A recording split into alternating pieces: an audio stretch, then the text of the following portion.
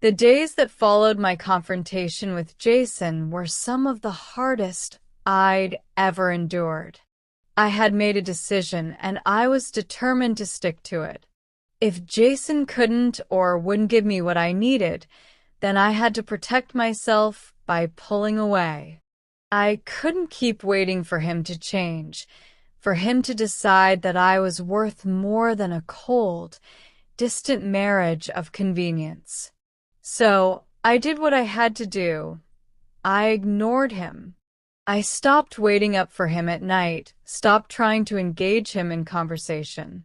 I made myself scarce around the mansion, spending most of my time in the library or the gardens, places where I knew he wouldn't find me.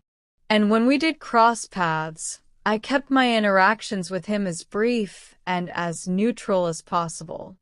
I wouldn't give him the satisfaction of seeing how much he had hurt me, but as the days turned into weeks, I could feel the strain of my resolve.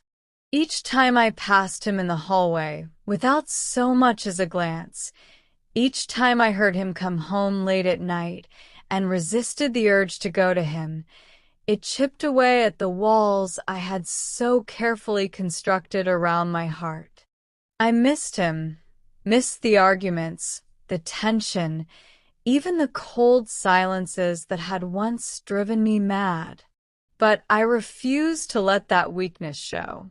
Jason, for his part, seemed to notice the change.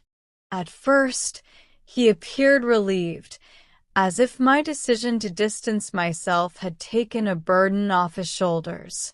But as the days wore on, I began to sense a shift in him. He became more irritable, more withdrawn, his temper flaring at the smallest things. I caught him watching me sometimes, a strange look in his eyes that I couldn't quite decipher. But whenever I met his gaze, he would quickly look away, as if ashamed of being caught. It was clear that my absence was affecting him, but he was too stubborn, too proud to admit it. Instead, he threw himself even further into his work, spending long hours in his study or at the office. And when he was home, he avoided me just as much as I avoided him, as if we were both playing a game neither of us knew how to win.